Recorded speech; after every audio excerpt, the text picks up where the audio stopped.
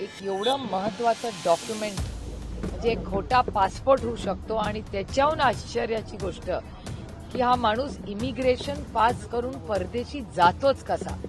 कारण इमिग्रेशन करताना आपले डोळे असतील किंवा थंब इम्प्रेशन असेल अशा 3-4 खूप महत्वाच्या पर्सनलाइज गोष्टी म्हणजे तुम्ही पण एअरपोर्टला बघता की डिगी यात्राचं किती मोठं कौतुक भारत सरकार करत असतं अखंड आणि तंत्रज्ञानाचा वापर झिरो लिकेजेस अशी परिस्थिती असताना एखादा माणूस खोटा पासपोर्ट घेऊन या देशातून फरार होऊ शकतो हे धक्कादायक आहे. अशी परिस्थिती असताना एक एवढं महत्वाचं डॉक्युमेंट म्हणजे एक खोटा पासपोर्ट होऊ शकतो आणि त्याच्याहून आश्चर्याची गोष्ट की हा माणूस इमिग्रेशन पास करून परदेशी जातोच कसा. कारण इमिग्रेशन करताना आपले डोळे असतील किंवा थंब इम्प्रेशन असेल अशा 3-4 खूप महत्वाच्या पर्सनलाइज गोष्टी म्हणजे तुम्ही पण एअरपोर्टला बघता की डिगी यात्राचं किती मोठं कौतुक भारत सरकार करत असतं अखंड आणि तंत्रज्ञानाचा वापर झिरो लिकेजेस अशी परिस्थिती असताना एखादा माणूस खोटा पासपोर्ट घेऊन या देशातून फरार होऊ शकतो हे धक्कादायक आहे आणि चिंताजनक आहे. आणि त्याच्यामुळे अर्थातच या इन्क्वायरी तर इथे होईलच पण मी केंद्र सरकारलाही एमईएला जयशंकरजी आणि माननीय अमित भाई शाह यांच्यापर्यंत हा विषय नक्कीच दिल्लीपर्यंत नेणार आहे आणि दिल्लीमधून याचीही इन्क्वायरी झाली पाहिजे. कारण का ministry of external affairs he passport देते त्याच्यामुळे हा केंद्र सरकारही ह्याच्यात त्यांनाही कळलं पाहिजे की महाराष्ट्रात अशी धक्कादायक घटना झाली आहे आणि याची इन्क्वायरी होऊन कोणीही त्याच्या जर मागे असेल त्याला अर्थातच शिक्षा ही झालीच पाहिजे. हा नॅशनल सिक्युरिटीचा इश्यू आहे. हा फक्त एका व्यक्तीचा नाही. हा it is a national security failure. ताई कबुतराचा विषय मुंबई महानगरपालिकेच्या विषयावर गाजत आहे. आज गिरगावमध्ये आम्ही गिरगावकर या संघटनेने होर्डिंग लावले. काल जैन मुनींनी वादग्रस्त वक्तव्य केलं. 2 समुदायामध्ये तेढ वाढत चाललाय. गो बॅक टू मारवाड असं एक तर मी ते पोस्टर पाहिलेलं नाही त्याच्यामुळे पाहिल्याशिवाय मी काय बोलणार नाही. पण आता इथे आल्यावर नागपूर शिवभोजन संचालक संघटना ही संघटना मला आत्ताच भेटली आहे. या सगळ्या ज्या महिला आहेत त्यांचं म्हणणं आहे शिवभोजन थाळीचे पैसे गेले 8 महिने त्यांना आलेले नाहीयेत आणि त्या महिला ज्या मला बोलल्या ते आणखीन धक्कादायक आणि अतिशय अस्वस्थ करणार होतं. त्या म्हणल्या त्यांच्या शिवभोजन थाळीच्या ज्या महिला ज्या चालवतात त्या आता आत्महत्या करू का असं व्हॉट्सअप ग्रुपवर चर्चा करायला लागल्यात. मला असं वाटतं हा प्रश्न अतिशय गंभीर आहे. हे पत्र मला आत्ताच मिळालेलं आहे नागपूरमध्ये. मी उद्या म्हणजे आज रात्री मुंबईला गेल्यावर तातडीने माननीय मुख्यमंत्र्यांना हे पत्र लिहिणार आहे उद्या ह्या सगळ्यांच्या वतीने. आणि मला असं वाटतं आर्थिक मदत एक तर शिवभोजन थाळी कुणासाठी आहे या राज्यातल्या गरीब कष्ट करणाऱ्यांसाठी चालवणाऱ्या आमच्या सुसंस्कृत कर्तृत्ववान महिलांना ही संधी होती आणि अशा वेळी जर त्यांना 8-8 महिने पैसे मिळणार असतील तर लोकांनी जगायचं कसं. त्यामुळे हा अतिशय गंभीर प्रश्न आहे आणि शिवभोजन थाळी ही महाविकास आघाडीच्या काळात उद्धवजींच्या नेतृत्वाखाली हा सर्वसामान्य मायबाप जनतेसाठी केलेला अतिशय उत्तम उपक्रम आहे आणि ह्याला जर पैसे मिळत नसतील 8-8 महिने तर हे अतिशय चिंताजनक आहे. काही पुण्यामध्ये गुन्ह्याच्या घटना सातत्याने वाढत आहे. काल रात्रीच एका प्रियसीची प्रेकरांनी हत्या केली. ज्या चाकूने तिच्या वाढदिवसाचा केक कापला त्याच चाकूने तिची हत्या केली. तुमच्या प्रश्नातच माझं उत्तर आहे. तुमचा म्हणजे मीडियाचा डेटा आणि सरकारचा डेटा हा सांगतो की महाराष्ट्रात क्राईम वाढलेला आहे आणि पुणे जिल्ह्यात तर त्याहून वाढलेला आहे. म्हणजे पुणे हे शिक्षणाचं माहेरघर आहे. लोक रिटायरमेंटला करिअर करायला मुलांच्या शिक्षणासाठी पुण्याला येतात म्हणून तर पुण्याची लोकसंख्या वाढली एक विश्वासाच्या नात्याने.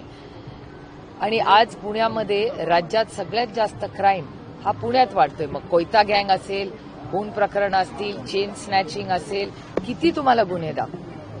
आणि हे दुर्दैव आहे की सातत्याने पुण्यामध्ये या गोष्टी होत आहेत. कारण काय वाटतं तुम्हाला गुन्हेगारीचं प्रमाण पुण्यामध्ये? याचं उत्तर मला असं वाटतं आपल्याला महाराष्ट्राच्या गृहमंत्र्यांना विचारावं लागेल. कारण का शेवटी महाराष्ट्राचे माननीय मुख्यमंत्री हेच राज्याचे गृहमंत्री आहेत आणि त्यांच्याकडे अर्थातच रिपोर्ट येतच असतील. आणि मागे म्हणजे मी वारंवार बोलतेय 2 गोष्टी महाराष्ट्रात चिंताजनक आहेत. महाराष्ट्राची इकॉनॉमी म्हणजे आर्थिक परिस्थिती महाराष्ट्राची साधारण जो काही डेटा केंद्र आणि महाराष्ट्र सरकार सांगतोय त्याच्यामध्ये महाराष्ट्राची आर्थिक परिस्थिती अतिशय अडचणीत आहे. वर्ल्ड बँकचा डेटा सांगतो की सगळ्यात जास्त कर्ज घेणारा देश भारत आहे. भारताच्या नंतर तुम्ही बघत असाल महाराष्ट्राची परिस्थिती, म्हणजे एक महाराष्ट्र देशाची एक परिस्थिती, मग राज्याची एक परिस्थिती, आणि राज्याच्या परिस्थितीत वारंवार सरकारमधले मंत्री आहेत, जे कॅबिनेट मंत्री आहेत, ते सातत्याने म्हणत असतात की आमचा निधी कट केला जातो, आम्हाला सांगितलं जातं राज्याकडे निधी नाहीये. तर मग ही अर्थातच परिस्थिती चिंताजनक आहे. हा पहिला मुद्दा. दुसरा मुद्दा की माननीय अटल बिहारी वाजपेयी साहेबांनी फिस्कल मॅनेजमेंट ऍक्ट केला होता, FRBM ऍक्ट म्हणतात. याचा अर्थ तो नियम असा होता अटलजींनी केलेला की जेव्हा पैसे येतात आणि खर्च होतात त्याच्यामध्ये जे गॅप राहते त्याला सोप्या शब्दात फिस्कल मॅनेजमेंट म्हणतात. तर त्या फिस्कल मॅनेजमेंटमध्ये ती 3-4% पुढे जाता कामा नये, नाहीतर दिवाळखोरीकडे आपण जाऊ की येणारे पैसे आणि खर्च होणारे पैसे जर जास्त झाले तर राज्य चालणार कसं. आणि हा FRBM ऍक्ट माननीय अटलजींनी आणला, तो पुढे ताकदीने मनमोहन सिंग साहेबांच्या सरकारनेही पुढे नेला. आता अशा परिस्थिती महाराष्ट्र सरकारमध्ये फिस्कल मॅनेजमेंट पूर्णपणे कोलॅप्स झालेलं आहे. हे मी म्हणत नाहीये, महाराष्ट्र सरकारचा डेटा आणि केंद्र सरकारचा डेटा सांगतो. म्हणजे एकीकडे मंत्रीच म्हणतायत की आम्हाला निधी दिला जात नाही. तुमच्या चॅनल्सवर सातत्याने रिपोर्टिंग केलं जातं की निधी फिरवलाय डिपार्टमेंटचा. फिस्कल मॅनेजमेंट ऍक्ट केंद्र सरकार आणि महाराष्ट्र सरकारचा डेटा सांगतोय की महाराष्ट्राची आर्थिक परिस्थिती अडचणीत आहे.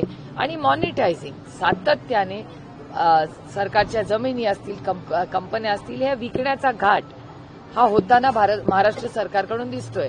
आपण आपल्या घरातली चांदी किंवा सोनं कधी विकतो? जेव्हा आपण आर्थिक अडचणीत असतो. जर सरकार अशा गोष्टी विकायला लागलं याचा अर्थच होतो ना तो. त्यामुळे महाराष्ट्राची आर्थिक परिस्थिती, सामाजिक परिस्थिती आणि वाढणारी गुन्हेगारी असंच राहिलं तर महाराष्ट्राची जी एक वेगळी ओळख देशामध्ये आहे त्याला कुठेतरी तडा बसण्याची शक्यता आहे. त्याच्यामुळे माझी हात जोडून विनम्र विनंती आहे महाराष्ट्राच्या माननीय मुख्यमंत्र्यांना की कधीतरी राजकारण बाजूला ठेवूया आणि महाराष्ट्राच्या हितासाठी, मग तो सामाजिक असेल किंवा आर्थिक असेल, याच्यासाठी ऑल पार्टी मीटिंग बोलवा, चर्चा करा. आपल्याला आठवत असेल की ऑपरेशन सिंदूरच्या वेळेस आम्ही पहिला देश, मग राज्य, मग पक्ष आणि मग कुटुंब, तेव्हा आम्ही सगळ्यांनी आमचे राजकीय मतभेद टाळून आम्ही जगभर सगळे विरोधी पक्षातले लोकही गेलो आणि आपल्या देशासाठी आपण एक झालो. आता वेळ आहे महाराष्ट्रासाठी एक येण्याची, महाराष्ट्राच्या आर्थिक परिस्थितीसाठी आणि महाराष्ट्राच्या सामाजिक परिस्थिती. या संदर्भामध्ये प्रश्न आहे. आर्थिक परिस्थितीचा आपण उल्लेख केला, शिवभोजन थाळीचा उल्लेख केला. मुख्यमंत्री कार्यप्रशिक्षणार्थी जे आहेत त्यांचा प्रश्न चिघळलेला आहे. एकनाथ मामांच्या गावाला जाऊया असं म्हणत ते आता ठाण्याला जाणार. बघा, आता कोणी कुठे जायचं, एका सशक्त लोकशाहीमध्ये त्याचा अधिकार आहे. मी हा फार सातत्याने, म्हणजे मी माननीय मुख्यमंत्र्यांना गेले अनेक महिने विनंती करते की काही विषयांमध्ये कधीतरी राजकारण बाजूला ठेवून राज्याचं हित हे केंद्रबिंदू ठेवून काम करण्याची गरज आहे.